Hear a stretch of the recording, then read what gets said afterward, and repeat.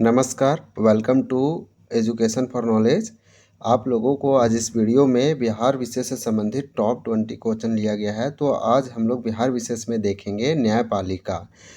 यहाँ पे न्यायपालिका के अंतर्गत हम लोग देखेंगे जो उच्च न्यायालय का क्षेत्राधिकार होता है उसके अंतर्गत जो कुछ क्वेश्चन देखेंगे और अधीनस्थ न्यायालय के अंतर्गत कुछ क्वेश्चन यहाँ पे देखेंगे, डिस्कस करेंगे और इसके तहत टोटल 20 क्वेश्चन देंगे।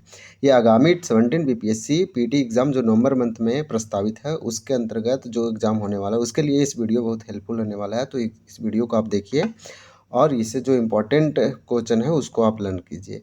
तो चलिए स्टार्ट करते हैं लेट ना करते हुए। तो क्वेश्चन नंबर फर्स्ट यहाँ पे आप देख सकते हैं। कुछ हम इसको आपको बता देते हैं उच्च न्यायालय के बारे में।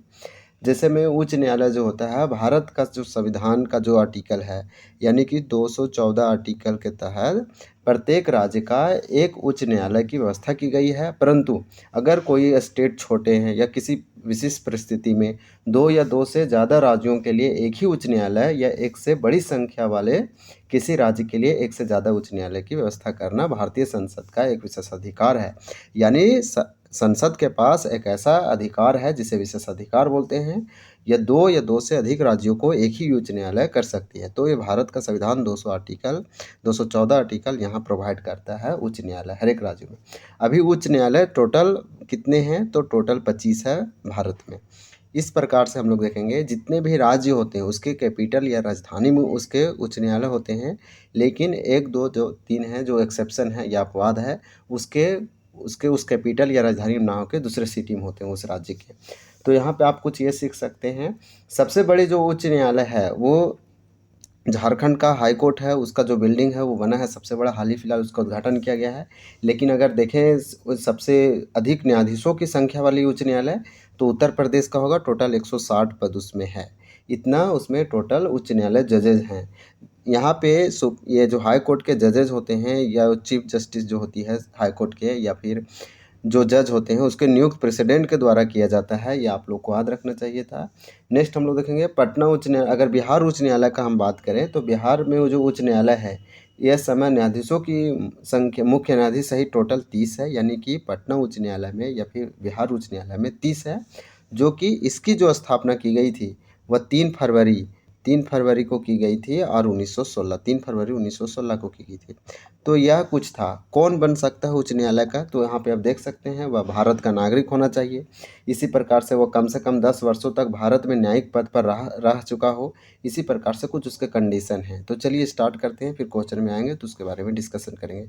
प्रश्न संख्या फर्स्ट में दिया गया है। यहाँ पे आप देख सकते हैं प्रश्न संविधान के किस अनुच्छेद के तहत प्रत्येक राज्य में एक उच्च न्यायालय की व्यवस्था की गई है? तो यह अनुच्छेद या संविधान के आर्टिकल नंबर 214 में ऐसा बोला गया है कि प्रत्येक राज्य का एक उच्च न्यायालय की व्यवस्था की गई है, संविधान का अनुच्छेद 214। नेक्स्ट क्वेश्चन नंबर देखेंगे।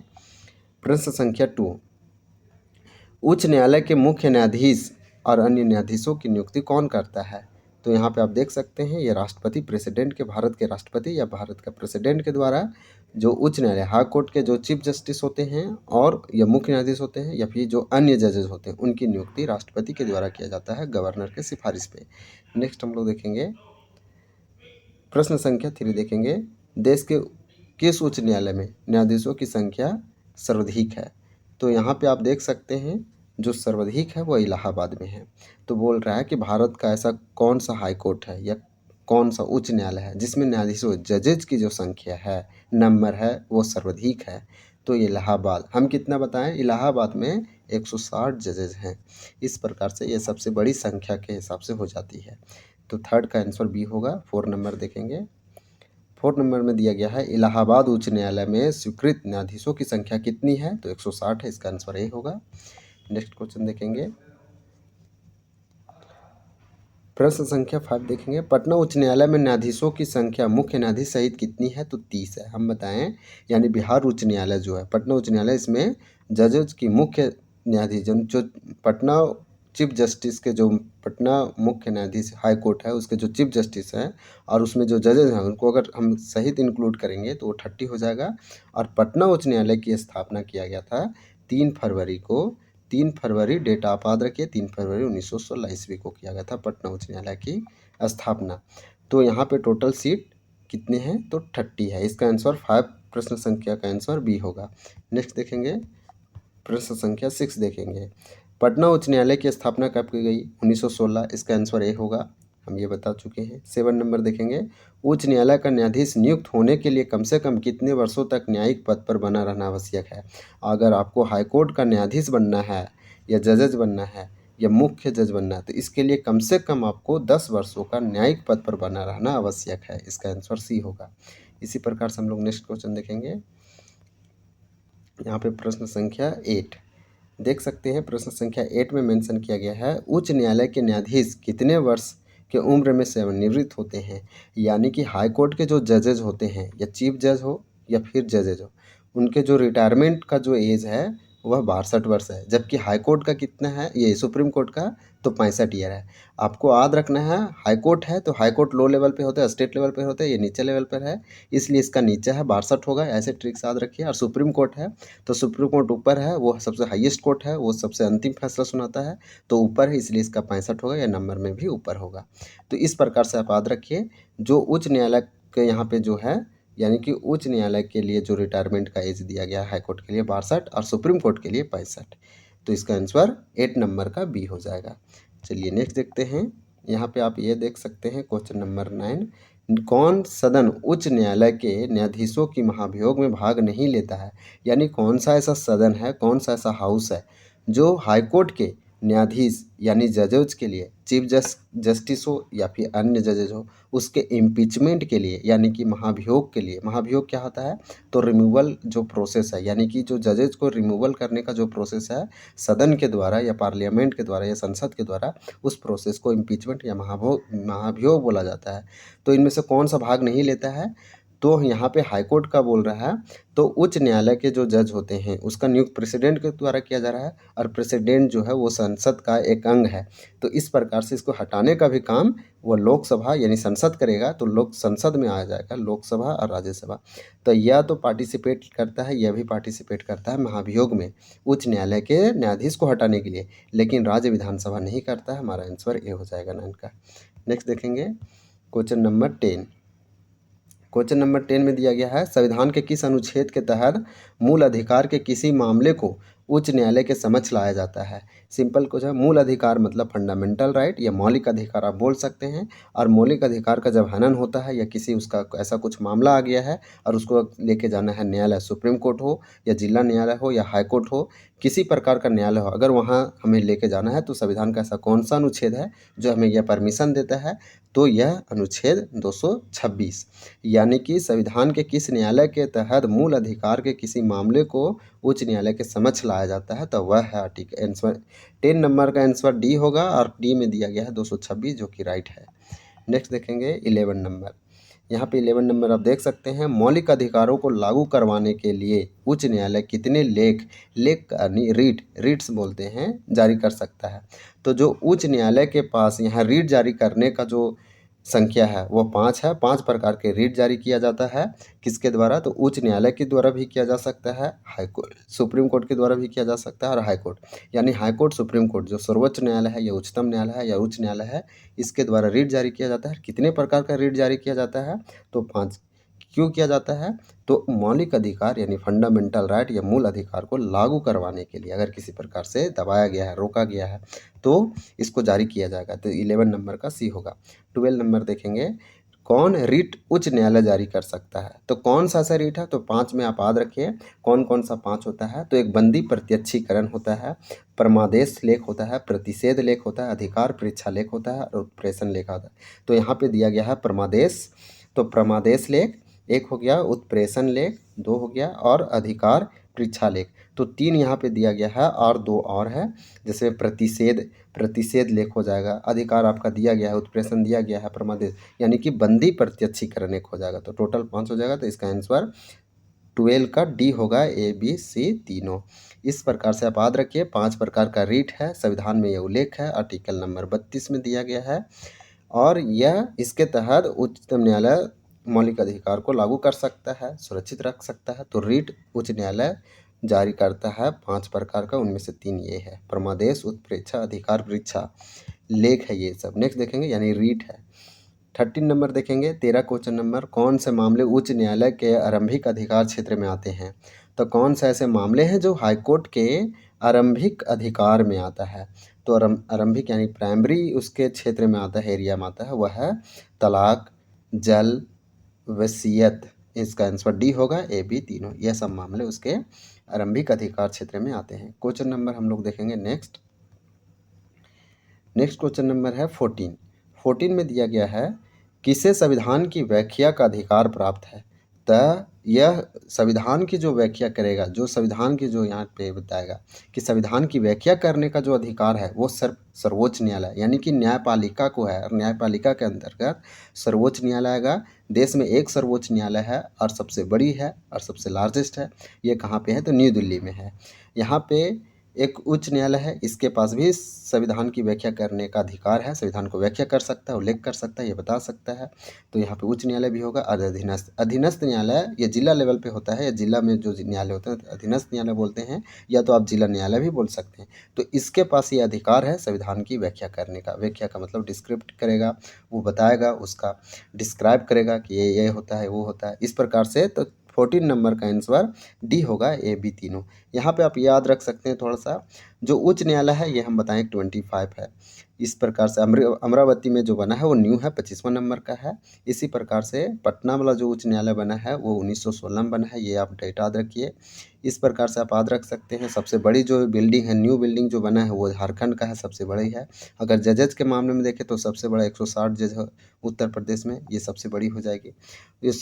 ये हर एक राज्य में एक होता है, या फिर ऐसे आप बोल सकते हैं कि दो राज्य या दो से अधिक राज्यों का एक ही उच्च न्यायालय हो सकती है। अधीनस्थ न्यायालय ये जिला लेवल पे होता है और इसे सब ऑर्डिनेट कोर्ट बोलते हैं या डिस्ट्रिक्ट कोर्ट बोलते हैं। नेक्स्ट क्वेश्चन देखेंगे, क्वेश्चन नंबर 15। अधीनस्थ न्यायालयों के संबंध में संविधान के किस अनुच्छेद में उल्लेख किया गया है? अधीनस्थ न्यायालय यानी सब ऑर्डिनेट कोर्ट के बारे में संविधान के किस आर्टिकल में यह उल्लेख किया गया है, डिस्क्राइब किया गया है कि यह सब ऑर्डिनेट कोर्ट होना चाहिए, अधीनस्थ न्यायालय होना चाहिए, यानी कि जिला न्यायालय जो जिला लेवल पे होते हैं, जिला के स्तर पे होते हैं। यह अनुच्छेद 233 से 236 तक, यानी आर्टिकल नंबर 233 से 236 तक उल्लेख किया गया है अधीनस्थ कोर्ट यानी कि अधीनस्थ न्यायालय या सबऑर्डिनेट कोर्ट। यह संविधान के आर्टिकल में यह बताएगा। इसका आंसर 15 का सी हो जाएगा। नेक्स्ट देखेंगे हम लोग 16 क्वेश्चन नंबर देखेंगे। ये इंपॉर्टेंट है, यहाँ से पूछा जा सकता है। यह जुडिशरी सिस्टम है। जिला जज या अधीनस्थ जिला जज यानी कि डिस्ट्रिक्ट जो जज होते हैं, या ये जज किस कोर्ट के होते हैं? तो बोलेंगे जिला न्यायालय का, या फिर बोलेंगे डिस्ट्रिक्ट कोर्ट के जो जज होते हैं उसे जिला जज बोलेंगे। अधीनस्थ सब ऑर्डिनेट कोर्ट यानी अधीनस्थ न्यायालय के जजों की नियुक्ति कौन करता है? तो सिंपल है, राज्यपाल करता है। इसके जो नियुक्त करने का जो सलाह दिया जाता है वो हाईकोर्ट के द्वारा दिया जाता है और नियुक्ति करते हैं राष्ट्रपति। जबकि हाईकोर्ट के और सुप्रीम कोर्ट के जो जज हैं, जो चीफ जस्टिस हैं, जो हेड है, उनके नियुक्त करती है प्रेसिडेंट। और हाईकोर्ट के जजेस को किसके रिकमेंडेशन से करती है प्रेसिडेंट? तो राज्यपाल के रिकमेंडेशन से करती है। जबकि सुप्रीम कोर्ट की रिकमेंडेशन कौन देता है? तो जो सुप्रीम कोर्ट का हेड होता है वो रिकमेंडेशन अदर जजेस को करती है प्रेसिडेंट उसके रिकमेंडेशन से। तो इस प्रकार से आपको याद रखना है कि अधीनस्थ न्यायालयों और अधीनस्थ न्यायालय के जजों और जिला न्यायालय के जजों की नियुक्ति राज्यपाल करती है। आंसर बी होगा इसका आंसर। नेक्स्ट देखेंगे 17 नंबर। जिला न्यायाधीशों की नियुक्ति के लिए संबंधित व्यक्ति को केंद्र या राज्य की न्यायिक सेवा में होना कम से कम डैश वर्ष का अधिवक्ता का अनुभव रखना अनिवार्य है। 7 वर्ष होना चाहिए कम से कम, अगर आपको जिला न्यायाधीशों की नियुक्ति यानी कि जिला न्यायाधीश बनना है या जिला न्यायाधीश की नियुक्ति के लिए आपको संबंधित व्यक्ति को केंद्र सेंट्रल लेवल पे या राज्य लेवल पे न्यायिक सेवा यानी जुडिशियरी आपको सर्विस देना होना चाहिए कम से कम 7 वर्षों तक, तब आप जाके बन सकते हैं इसके जज। तो इसका आंसर डी होगा 17 नंबर के। इस प्रकार से हम लोग टॉप 17 क्वेश्चन इसमें देखें। इसमें आपको क्वेश्चन नहीं है, ये आंसर दिया गया है, आप चेक कर सकते हैं, लेकिन हम आपको आंसर बता दिए हैं। इस प्रकार से कुछ हम एडिशनल आपको बता देते हैं। जैसे हम आपको बताएं कि कौन बन सकता है उच्च न्यायालय का जज। तो कम से कम 10 ईयर का, कम से कम यहाँ पे आप याद रखिए, कम से कम 10 वर्षों के उसके पास न्यायिक पद पर रह चुका हो, तभी वो उच्च न्यायालय का जज बनेगा। दूसरा कंडीशन ये है कि किसी राज्य का उच्च न्यायालय में एक से अधिक राज्यों के उच्च न्यायालय में कम से कम 10 वर्षों तक, अगर वो 10 वर्षों तक अधिवक्ता के रूप में सेवा दिया है एक राज्य या एक से अधिक राज्यों में, तो भी बन सकता है। इसी प्रकार से जो उच्च न्यायालय के जो रिटायरमेंट का जो एज होता है वो 62 वर्ष होता है।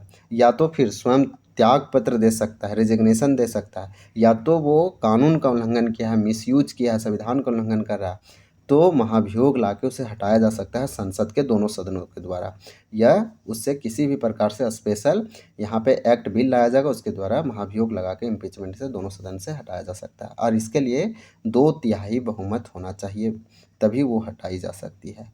तो इस प्रकार से ये था हाई कोर्ट के बारे में। और इसके बारे में आप जान सकते हैं कि इसके जो नियुक्ति करता है वो हाई कोर्ट के यानी उच्च न्यायालय की जो नियुक्ति करते हैं वो प्रेसिडेंट करती है, इसके गवर्नर देते हैं रिकमेंडेशन, सुझाव देते हैं उनके। इसके बाद इसके जो शपथ हैं, हाई कोर्ट के जो जज हैं उसके शपथ राज्यपाल ही दिलाती है, राज्यपाल के द्वारा शपथ दिलाई जाती है, जबकि नियुक्ति राष्ट्रपति करती है। तो इसी प्रकार से, और राज्यपाल का भी जो शपथ दिलाते हैं, गोपनीयता दिलाते हैं, वो जो हाई कोर्ट के या फिर उच्च न्यायालय के जो हेड होते हैं वो दिलाते हैं। इसी प्रकार से हमारे संविधान में उच्च न्यायालय का उल्लेख 214 में किया गया है, ये आप याद रखिए आर्टिकल नंबर। फिर आप ये याद रख सकते हैं कि कितना पटना का जो हाई कोर्ट है यानी बिहार उच्च न्यायालय की जो स्थापना हुआ उसमें टोटल अभी मुख्य न्यायाधीश सहित टोटल 30 जजों की संख्या है। और इसका स्थापना 3 फरवरी आप याद रखिए 1916, यानी कि इसको आप ऐसे याद रख सकते हैं कि इसका 1916 में स्थापना किया गया। ये इंपॉर्टेंट डेट हो जाता है, ये याद रखना पड़ेगा आपको। और सबसे जो बड़ा हाई कोर्ट है देश का, या फिर सबसे बड़ा जो संख्या में न्यायाधीशों में, वो 160, यानी ऐसा कौन सा है, तो इलाहाबाद उच्च न्यायालय है। इसमें टोटल जजों की संख्या 160 है। इस प्रकार से आप 226 संविधान का आर्टिकल आपको याद रखना है कि 226 जो है यह मौलिक अधिकार से संबंधित कोई भी मामला सीधे उच्च न्यायालय में लाया जा सकता है। इसके तहत मौलिक फंडामेंटल राइट को संविधान में हाई कोर्ट में लाया जा सकता है। और 5 प्रकार के उच्च न्यायालय रिट जारी करती, कितने 5, उसका नाम आपको याद रखना है। कौन कौन सा है, तो बंदी प्रत्यक्षीकरण है, प्रमादेश है, प्रतिषेध है, अधिकार परीक्षा है, उत्प्रेषण है। इनमें से आप वो जारी कर सकता है उसके अनुसार जो भी लगता है। इसको आप डिटेल से थोड़ा सा स्टडी कर सकते हैं। आप अधीनस्थ न्यायालय के बारे में यह जान सकते हैं कि यह उच्च न्यायालय के अधीन कई श्रेणियों के न्यायालय होते हैं, अधीनस्थ न्यायालय की श्रेणी में रखा जाता है। अधीनस्थ न्यायालय के बारे में संविधान का अनुच्छेद जो आर्टिकल है वह कौन सा है वो आप याद रख सकते हैं, यानी 233 से लेकर 236 तक ये अधीनस्थ न्यायालय के बारे में बताया गया है। इसके अंदर कौन कौन से आते हैं, तो राज्य के जो जिले होते हैं यानी जिले के अंदर जो अदालत होती है उसके अंदर, इसके अंदर बोला जाता है जिला अदालत, कोर्ट, मुंसिफ, मजिस्ट्रेट अदालत, द्वितीय श्रेणी विशेष न्यायिक मजिस्ट्रेट अदालत, इस सब को बोला जाता है एक साथ अधीनस्थ न्यायालय। अधीनस्थ न्यायालय में एक जिला न्यायाधीश का न्यायालय और दूसरा मुंसिफ न्यायाधीश का न्यायालय होता है। इस प्रकार से जो इम्पोर्टेंट था ये वीडियो बनाए हैं। आपको अच्छा लगता है तो शेयर कीजिए, लाइक कीजिए, और thank you for watching this video.